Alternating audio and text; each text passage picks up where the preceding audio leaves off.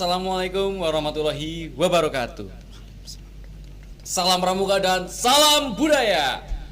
Oke teman-teman, dimanapun kalian berada, yang di rumah sahabat, di rumah teman, atau bersama orang-orang yang teman-teman cintai dan teman-teman sayangi, ya pastinya ya. Hari ini kita akan ngobrol santai nih bersama saya, Mahisa Chandra Kusuma. Nah pastinya pada hari ini kita tidak sendirian teman-teman. Kita sudah ditemani oleh kakak pembina ya. Kakak pembina ini adalah orang yang udah berbaur ya dengan pramuka-pramuka milenial nih. Pasti seru nih ya karena kita sudah bersama dengan Kak Sujatno ya. Selamat datang Kakak. Selamat datang, Kak. Salam pramuka, salam budaya. Lestari. Oke, luar biasa.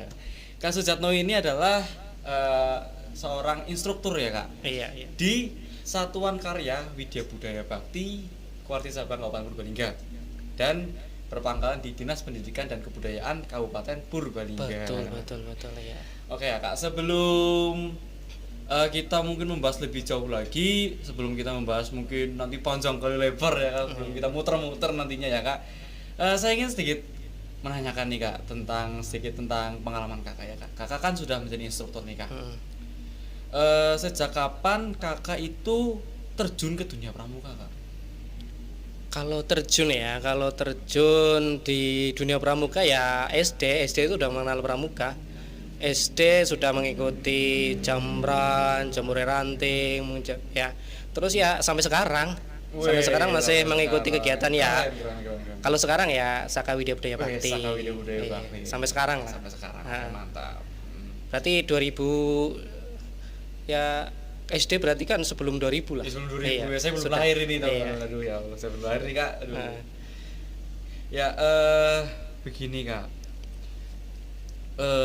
Kakak kan dulu pasti dari SD ya Kak, mengalami masa-masa siaga, masa-masa penggalang ya, waktu siaga terutama ya, belum mengenal baper waktu di buper ya, masih jiwa-jiwa bermain masih sangat muda nih Kak.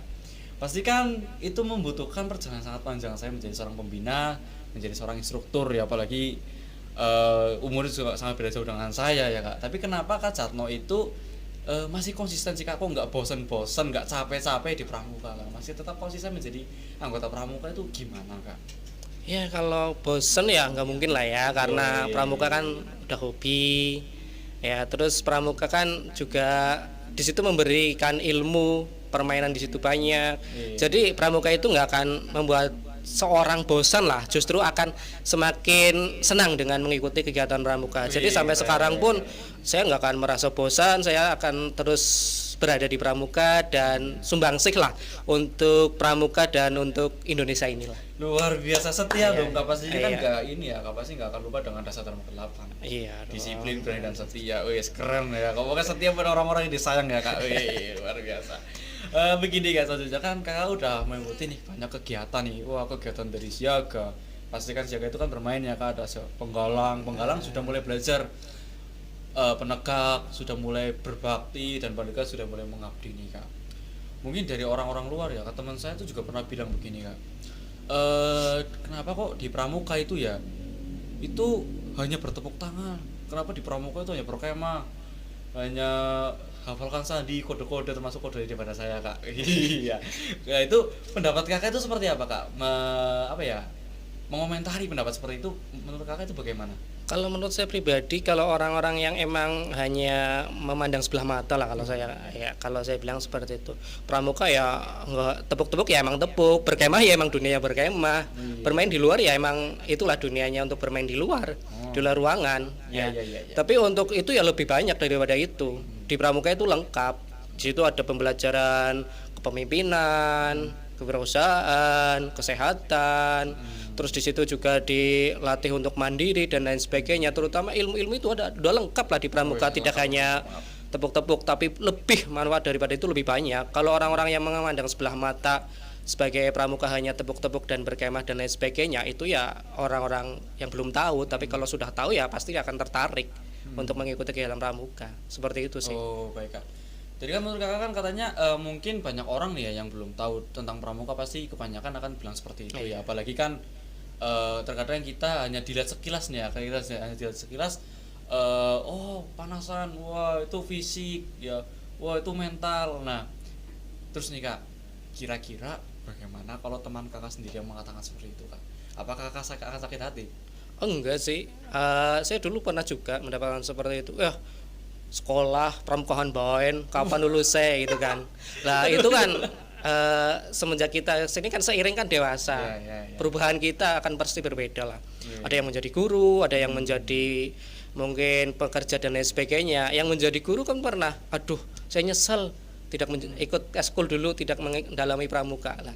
Disitulah saya bilang pramuka itu ya akan bermanfaat, nggak tahu kapan waktunya, pasti akan bermanfaat seperti itu. Dan orang-orang yang seperti itu ya akan termakan sendirilah oleh perkataannya seperti itu sih. Oh berarti ya manfaatnya banyak ya kak? Oh banyak Terutama, sekali. apalagi kadang kita tuh mikir gini ya kak, kadang kita disiaga, wah kita belajar gini sih buat apa gitu, ternyata besok di masa depan ada kegiatan juga ya kak, ternyata ya kak. Iya. Terus ternyata saya lihat juga kak Susatno ini, tabah banget hatinya sih kak, tabah gitu, sabar menerima ocehan seperti itu kakak. Pramuka sejati sekali kak. Nah itu pertanyaan selanjutnya ya kak, tentang pramuka sejati nih kak.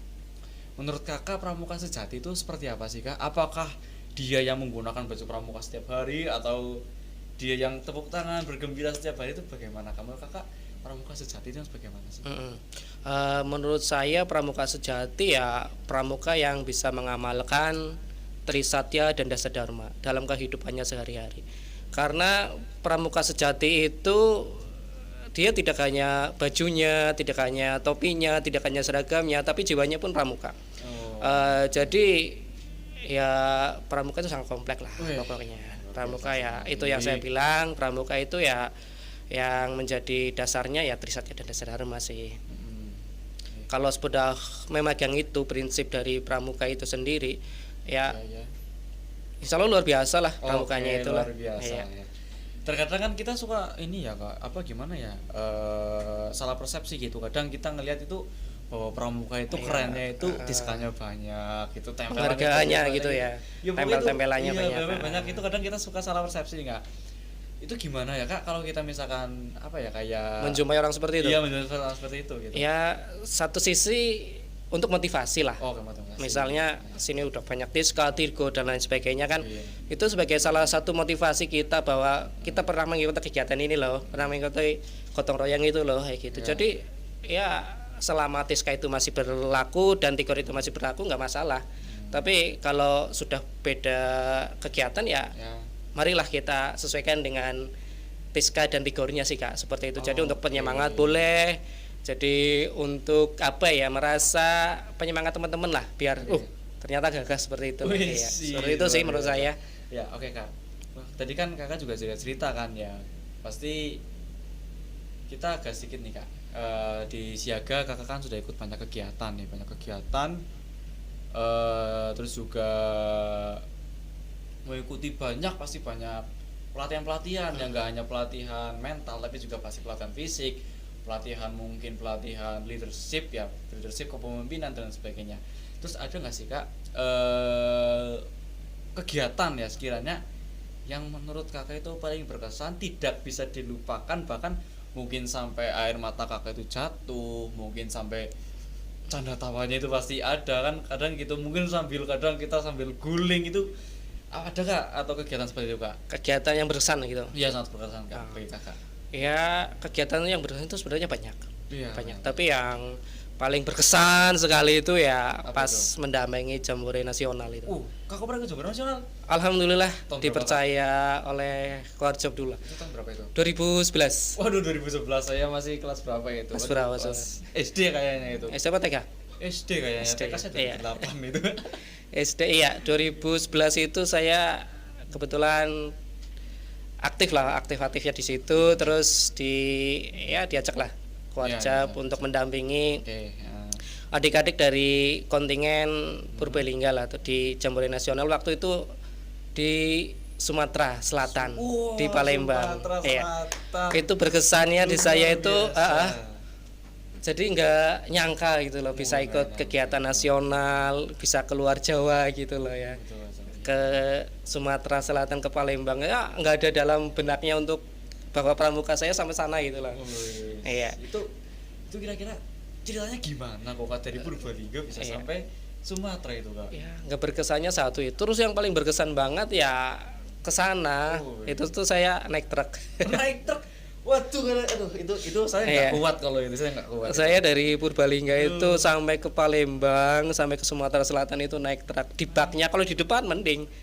Di baknya tahu ya? Iya, bak. Baknya itu tempat logistik itu. Aduh. Saya dengan kurang lebih 6 orang kalau nggak salah. 6 orang. Yang di depan 2 atau 3, saya nggak pernah di depan. Orang di depan. Saya jaga amunisi sama jaga logistik lah. Saya di belakang. Berarti kurang lebih itu 2 hari 2 malam saya berada di truk itu. 2 hari 2 malam kepanasan, kedinginan, mungkin sambil meluk logistik gitu, Iya. meluk tenda itu. Kalau nggak salah itu malah tidur di atas beras kalau nggak salah itu. Beras itu nggak gatal tuh kan. Enggak, itu yang paling berkesan lah. Saya juga dapat motivasi dari pembina saya juga dulu. Kamu akan bisa bercerita pada anak cucumu kegiatan ini nih, kegiatan Jambore Nasional. Kamu beda dari yang lain bisa naik pesawat dan lain sebagainya, kamu naik truk dari Purbalingga sampai Palembang. Nggak ada dua-duanya seperti itu. Itu motivasi saya. Itu saya juga kayaknya mikir, saya kayaknya nggak kuat sih kak. Serius kayaknya saya nggak kuat gitu. Lah saya kadang naik mobil aja suka mabok. Mutah kayak gitu. Mutah gitu gimana Terus naik 10 truk meter gitu kan. Iya, aduh ya ampun. Itulah Terus, pengalaman ya, lah, aduh, luar biasa. itu kak. Jadi ya kira-kira waktu di kegiatan itu di perjalanan atau di Jamborenya itu apakah ada kejadian yang lucu kan? Atau kejadian yang benar-benar mungkin masih teringat, membekas di pikiran dan di hati kakak itu ada nggak? ya kalau kejadian sih ya banyak lah, tapi ya pengalaman demi pengalaman selama perjalanan dari Purbalingga sampai Palembang ya pastinya ada lah. Terus yang di kapal lah yang turun kayak bongkar muat itu kan langsung turun dari dia kan naik kapal kan sudah selesai ke gerbang udah lega, kita kan bisa turun dari truk. Terus setelah turun dari kapal kan langsung kan naik lagi kan di terkait itu kan. Lah terus di perjalanan dicegat lah oleh polisi karena mungkin ketahuan bahwa orang kayak gitu kan. Itu kan luar biasa, dicegat lagi, harusnya udah berapa kilo kita tercegat oleh itu kan. Pengalaman juga seperti itu. Yes, luar biasa dicegat polisi 2 hari. Ya ampun, itu saya tengah kuat, ini mungkin saya udah muntah dan minta pulang ini aduh. Terus saya tadi kan menurut kakak ya kak, mungkin ini adalah kejadian yang tidak akan terulang ya kak, dari tahun ke tahun ya, karena saking canggihnya ilmu teknologi ya, saking canggihnya mungkin transportasi, jadi kita mungkin tidak akan merasakan ya kak. Nah makin tahun pasti akan makin berganti ya, dan juga seperti metode kepramukaan juga akan berganti ya, mungkin tidak ya, mungkin seperti cara mengajarkan akan berganti, terus juga kegiatan-kegiatan mungkin ada yang berubah gitu, misalkan seperti konsepnya juga akan berubah. Nah menurut kakak perbedaan pramuka zaman dulu dengan zaman sekarang itu apa kak? Kalau menurut saya ya saya gambarkan pas waktu SD lah ya. Pas waktu SD atau MI itu kan akan berkesan sekali ya. Pada zaman dulu kita langsung bersinggungan sama pelatih. Di situ masih ya lugu lah. Kalau zaman-zaman saya kan di bawah 2000 sih. Zaman di bawah 2000 itu ya masih sama pembina masih sangat hormat sekali. Pembina A ya adik pembina ya adik-adik dia langsung A, nggak ada yang berani apa namanya jawab lah bahasa Jawanya ya nggak berani. Dia akan selalu menurut sama kakak. Itu yang perbedaan sekarang lah saya kira. Jadi pada zaman saya dulu pas MI itu pas SD itu ya jadi pelatih sama yang dilatih itu ya sangat menghormati sekali lah, sopan santun itu masih saya kira masih dijunjung tinggi lah oleh pas zaman saya. Tapi yang saya kira zaman sekarang sudah mulai tergerus lah, sudah mulai kayaknya kurang adabnya, kurang menghormati itu kurang. Paling saya soroti sih di situlah unggah-ungguh dan adabnya kepada senior atau pelatih sih. Di situ aja untuk ya berarti budi pekerti lah. Atau untuk karakternya seperti itu sih. Ya, jadi kan kakak juga apa ya bilang kalau pramuka zaman sekarang kan kadang sopan santun agak tergerus ya kak. Nah, karena kakak ini kan seorang pembina juga ya kak, bagaimana sih ya cara kakak untuk menanggulangi itu semua tapi dengan cara kepramukaan kak? Ya tergantung usia juga sih ya, untuk mengajak mereka kembali lagi untuk sadar lah ya, untuk sadar bahwasanya menghormati orang yang lebih tua ya, yang lebih senior ya. Juga sebagai tema kita yang karya pramuka untuk Indonesia lah ya. Jadi ya salah satunya gerakan pramuka kan mendukung karakter anak-anak bangsa lah ya. Yang dari siaga ya dengan cara permainan, bagaimana anak-anak itu bisa menghormati orang tua yang lebih tua, terutama di Saka Widya Budaya Bakti itu sendiri lah ya. Di Saka Widya Budaya Bakti itu sendiri ya, kita mulai dengan, saya masih bermetode dengan Tuturi Handayani lah misalnya seperti itu. Ya kita di depan memberi contoh lah ya, memberi contoh. Kalau pelatihnya nggak memberi contoh kan bagaimana murid-muridnya atau adik-adiknya mengikuti kan, seperti itu sih. Masih memberi contoh, selalu memberi nasihat lah, saling mengingatkan seperti itu sih. Insya Allah lama-lama kalau kita sering ngobrol, tukar pikiran dan lain sebagainya, sharing, insya Allah kita akan sedikit ya memasukkan lah untuk supaya menghormati yang lebih tua, senior dan lain sebagainya lah. Seperti itu sih Kak. Oh, jadi seperti itu ya. Tadi kan juga kakak kan juga bilang nih ya, mengatakan bahwa di depan menjadi contoh ya. Terkadang kan saya juga ini ya melihat pelatih gitu memerintahkan apa, tapi ternyata dirinya tidak bisa melakukan. Nah, itu menurut kakak bagaimana? Misalkan mungkin pelatih mengatakan kita harus lari, kita harus disiplin, tapi pelatih nggak disiplin, itu bagaimana sih Kak menurut kakak? Ya emang kadang beda-beda sih ya. Orang itu banyak banget karakter, banyak kepribadian. Tapi ya seenggaknya kita sudah memerintahkan ya kita mengikuti lah.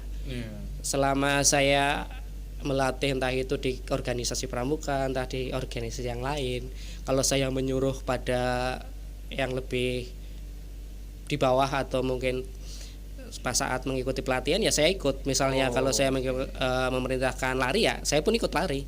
Kalau saya memerintahkan untuk kesehatan pagi hari ini, mari kita push up 10 kali misalnya. Saya pun push up, saya pun di depan push up. Tidak hanya untuk perintah itulah yang pelatih band push up, masa saya enggak? Seperti itu. Adil harus lah. Adil, harus seperti itu. Tadi menurut itu ya push up gitu, dan dengan cara banyak kegiatan ya. Menurut kakak ya Kak, apa sih ya manfaat dari semua itu siapa menurut kakak? Yang dari manfaat pramuka atau? Manfaat pramuka. Kalau manfaat pramuka untuk saya sendiri lah ya, untuk diri saya sendiri ya banyak sekali Kak. Entah itu dari pengalaman, dari ilmu yang saya nggak dapatkan di yang lain tapi didapatkan di pramuka, teman yang banyak, kewirausahaan dan lain sebagainya lah. Pokoknya saya bilang sih, saya ingat dengan petuah-petuahnya kakak-kakak semuanya, pramuka itu tidak akan terasa sekarang lah. Ilmunya itu tidak akan terasa sekarang, tapi ilmunya akan terasa setelah kamu mungkin bekerja, menjadi orang tua. Ilmu pramuka itu akan sangat dan sangat bermanfaat bagi kehidupan nyata gitu loh. Tapi yang banyak. Kadang saya juga nggak kerasa gitu. Kadang saya sih belajar sama pun untuk apa ya? Kadang gitu ternyata ada beberapa kejadian ternyata itu sama pun membantu sekali Kak. Itulah. Jadi manfaatnya mungkin nggak terasa, tapi akan menjadi kehidupan sehari-hari itu akan terasa. Luar biasa. Beda lah antara orang yang ikut pramuka dengan orang yang tidak ikut pramuka, itu beda. Beda jauh. Luar biasa. Dari pengalaman dan lain sebagainya. Kak, ini kita sudah berbincang-bincang nih Kak, cukup lama nih ya Kak. Mungkin hampir setengah jam mungkin atau berapa menit nih Kak. Sebelum itu mungkin dari Kak Sujatno nih, dari untuk teman-teman ya, dari teman-teman semuanya yang mulai di rumah lo ya. Apa pesan kakak untuk anak-anak pramuka zaman now nih Kak?